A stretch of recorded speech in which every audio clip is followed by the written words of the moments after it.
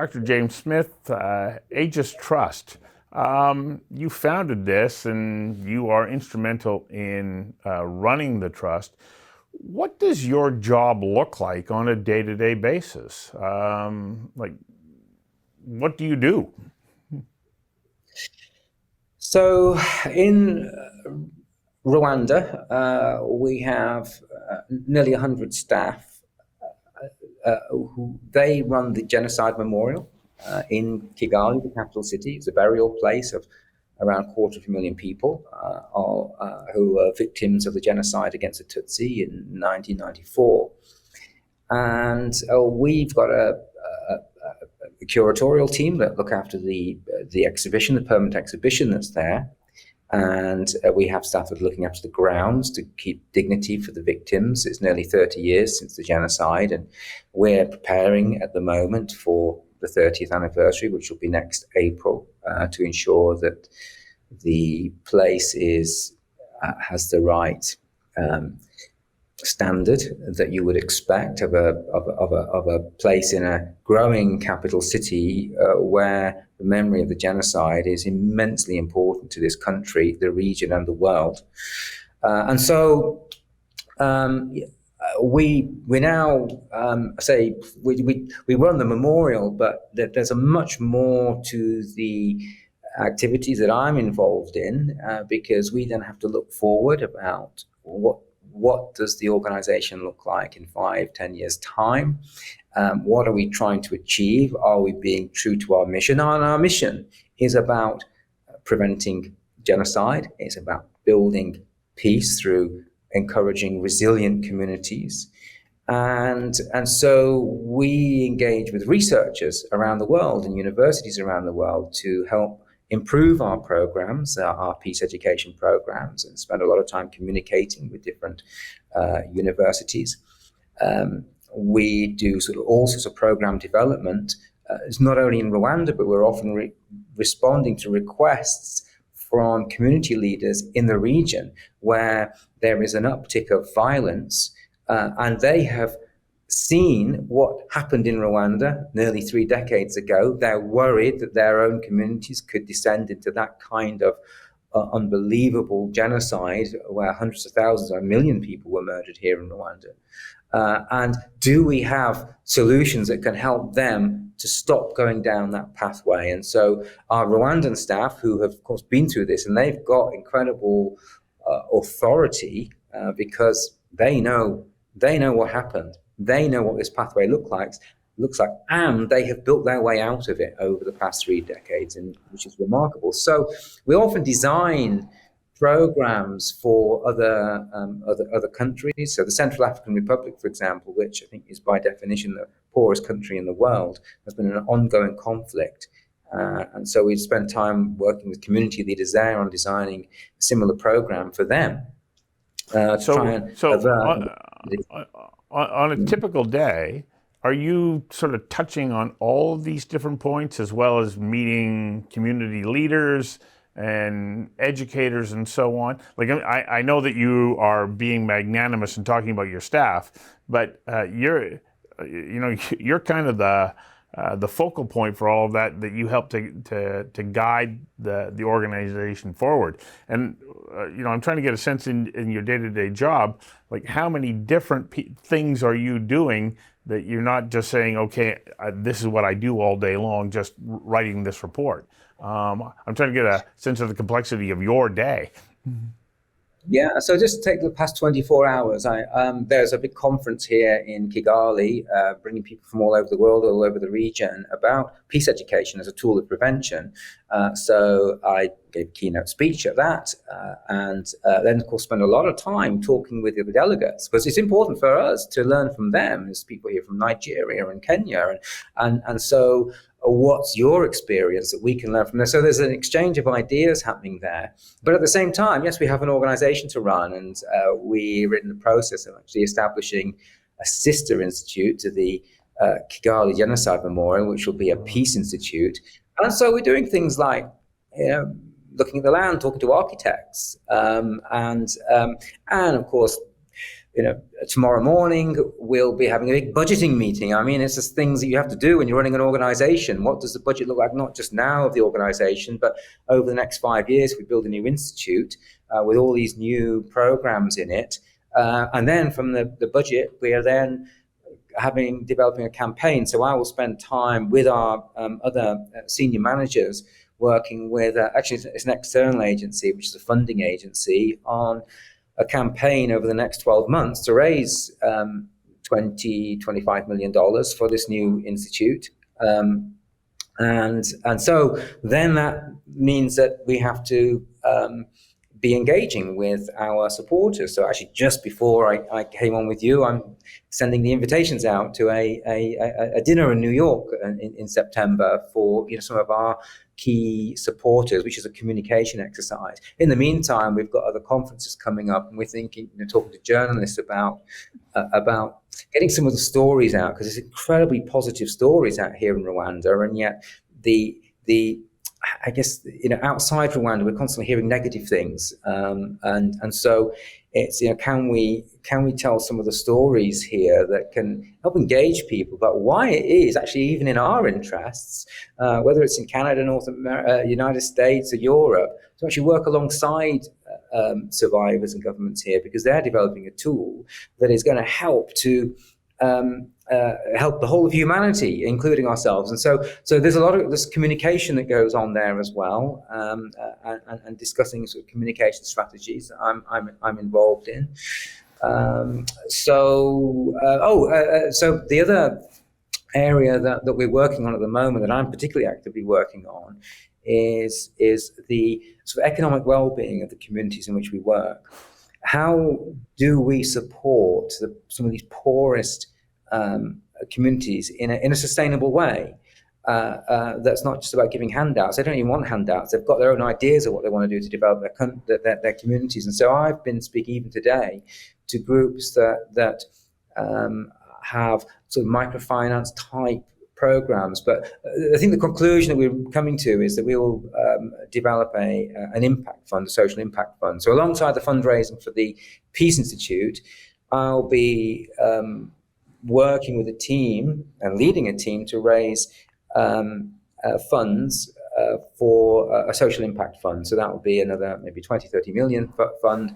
And it's a learning exercise for us, because it's new for us, and so we need to engage and work with people that know this field and this industry. And I've been speaking to people just to understand that the needs. So, for example, it's not only just the small individual that might need $100 to get their tomatoes to market, but looking at some larger projects to help develop chicken egg production, for example. There's a big problem actually in this country of protein malnutrition. So there's stunting growth, and this is in the communities where we're working. So when we're trying to build peace through education, it's so difficult to do that when there's all these cross-cutting problems. And so what we're trying to do is develop a strategy that we can bring all these together to build these resilient communities. So that's some of the things I've just been doing in the past 24 hours. Okay, so what I get, of course, is that your job is incredibly complex. You have to have an incredible depth of knowledge, interpersonal skills that allow you to speak to people from a wide variety of different backgrounds, communities, interests, and so on. How did you become you? Like, where did you grow up? Where did you go to school? And what did you study that ultimately led you on this path to doing the work that you do now? So I grew up initially in a mining village in North Nottinghamshire. It was Robin Hood country, actually, right on the edge of Sherwood Forest, what's left of Sherwood Forest. And the mining village, all my friends were sons and daughters of miners, except my parents were in the church, actually the Methodist church. My father was a minister in the Methodist church, my mother was a religious studies teacher. They then moved when I was about 9 years old, to the countryside. They were actually creating a little conference centre for people within the church, a conference retreat centre. And not just the Methodist church, they worked actually with all denominations. And that's where I grew up. So I initially intended to be a farmer. I kept pigs, I kept chickens, And then, I don't know, for some reason, I sort of had this idea I'd become a vet because I enjoyed working with the animals. And then I didn't get the grades for veterinary school, so I went to medical school instead, became a doctor. So I really enjoyed. I really enjoyed medicine. I worked sort of full time after graduation as a trainee surgeon, and then part-time in emergency medicine. What interrupted my surgical training was that my brother had this idea. So we weren't Jewish, but he had an idea to set up the National Holocaust Centre, what became the National Holocaust Centre in the UK, which we did. A very long story why we did that, but the bottom line is, for one reason or another, he'd gone to actually Israel and seen a Holocaust museum there. And we hadn't learned about the Holocaust. I went with him. How did we not learn about this huge catastrophe that happened in Europe with the Jewish community? So we ended up with a little project setting up the National Holocaust Centre. But here's how I ended up doing what I am doing, because we'd really intended to set the Holocaust Centre up and then go back, he back to business and his research, and I was going to go back to being a trainee surgeon. But then the two events occurred in the early 1990s as we were building this. And the first was the genocide against the Tutsi in Rwanda, which it was all over by the time we understood what had happened, and 1 million people had been murdered here. And then 2 months before we opened, Bosnian Muslims were being shot into mass graves in Europe. And, here we were just about to open a warning from history, and genocide was happening. And nobody seemed to know what to do about it. We didn't know what to do or how to respond. So we ended up opening the Holocaust Centre, but then started to think really much about, well, what do we understand about the difference or the patterns between these different genocides that had happened? And this isn't in any way to diminish the Holocaust and the gravity of the Holocaust, but there were patterns that led to mass murder of other groups of people. And clearly we hadn't learned from the history. There was no point having these slogans about never again, when that just became sort of a hollow ring to it. And so in 1999, when the Kosovan Albanians were undergoing ethnic cleansing, I volunteered with a US aid agency called International Medical Corps, went out there onto the border with Albania, and talking to refugees there, including doctors who were working with us, Kosovan Albanians. I'd heard that many had had their bags packed for 3 months before this ethnic cleansing happened. And that made me think, if you knew something huge was going to happen to the extent you had to have your bags packed by the door, there must have been some warning signs. Sort of this period, this latent period.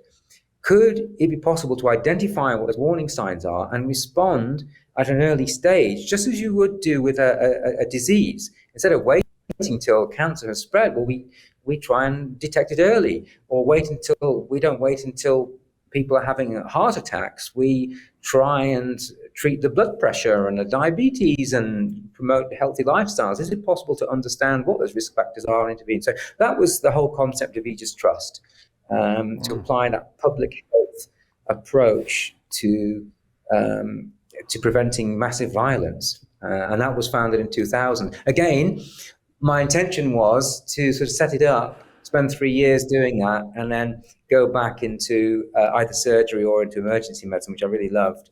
But that was when the government of Rwanda invited Aegis to help with their genocide memorials and build a genocide memorial here in Rwanda, where I'm speaking from at the moment.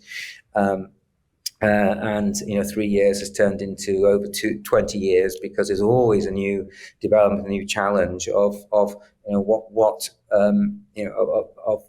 can we do to apply this incredible knowledge that's rebuilding communities and repairing, and you can see it can be applied as a tool for prevention. So yeah, that's where we're at now. I don't want to say that, I've also gone through a whole period, however, of succession planning. We've got a really good senior team, and in fact, I can tell you that as of 3 weeks ago, I am no longer the CEO, because we've just appointed a new CEO from Rwanda. But you can see I'm very much involved in all the development still. So for somebody who goes, Wow, that's an incredible path in life that led you to this point. Was it your compassion for other people? Was it wanting to make a contribution to the future? Was it, your willingness to take a risk of your own career and move forward? Like, what were the elements that were most important in taking you down the path that was ignited by your brother and his desire to create a Holocaust memorial in the UK? So risk taking is certainly part of it. We have to be a little bit bonkers, really, to do what we did. To take over our family home and set up a Holocaust memorial in it. Not knowing if anybody would even ever come to it, or be interested. But it was. I tell you what really drove me more than anything else was often listening to the survivors, whether it's survivors of the Holocaust or of other genocides. Like, how on earth? One, is this humanly possible? But secondly, do we allow this to happen? If somehow we look at black and white pictures and think that was some faraway atrocity and the Nazis did this, but then when you're talking to people, just like we're talking now, and they were the same age as my parents, well, this is in living history. And there are still Holocaust survivors, not many now, many of them in the 90s, who remember it. And when they paint a picture of their lives, it wasn't that much different from ours. And so this was where, there's a sort of, it's not just about learning about history. We just have to learn from it. And it's very easy to say that.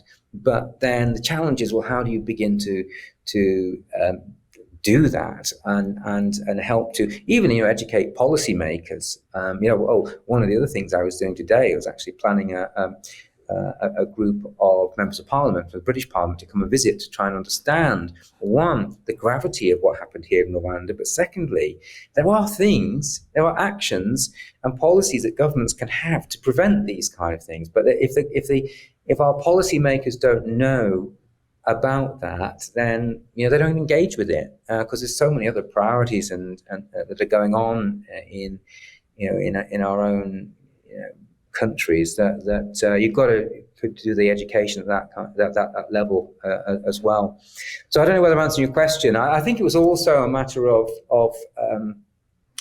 good fortune that we've got parents that were quite supportive. They didn't have any wealth, poor as church mice, but they had the property and they were willing to let us take it over to do this building. And we got good friends around us, always supported the ideas that we'd had, even if they seemed a bit crazy. And I think that's one thing I've learned, is that you can't do everything on your own. You've got to have people around you that can implement, and people better than yourself. And that's the other thing. Always find people that know more than you do and have better skills in certain areas. Otherwise, you're going to make all sorts of mistakes, as we have done, of course. And it's good to learn from other people's mistakes. Whenever I find somebody that's done something similar to us, I always sit down and say, well, can you tell me about your mistakes? Because we don't want to make the same ones. We can make our own mistakes. We don't want to make your mistakes as well. Well, thank you for giving us a glimpse into your career and your day-to-day activities. The work that you're doing is remarkable, and you're supporting other people. As I had mentioned in our previous interview, you're setting aside insignificant differences with other people and embracing our common humanity. And I think that's really what has driven you from when I look at you and the work that you've done. Thanks for sharing. Thank you so much. Thank you for talking with me.